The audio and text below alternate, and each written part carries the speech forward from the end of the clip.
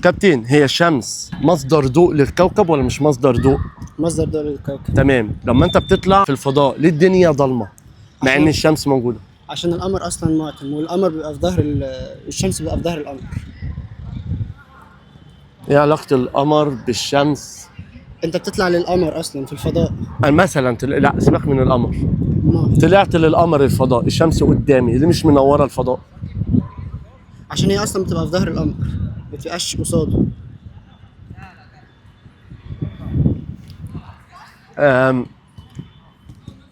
الشمس انت هتشوفها من القمر، تمام. مش منوره ليه؟ لا مش عارف. طب ما انت مش عارف بيتحور لها ليه بقى؟ هي المفروض بتبقى في ظهر القمر. يعني ايه في ظهر القمر؟ يعني لما الدنيا بتبقى ليل تبقى هي في ظهر القمر، فالقمر بينور بالليل. الله ينور يا كابتن، اجابه صحيحه. الله ينور. كابتن، انت لو طلعت الفضاء وشفت الشمس، الشمس مش بتنور الفضاء ليه؟ معناها بتنور كوكب الارض. عشان الدنيا ضلمه هناك. عشان هي كلها شمس هنا. ماشي، بس الدنيا بتبقى ضلمه. لا مش عارف.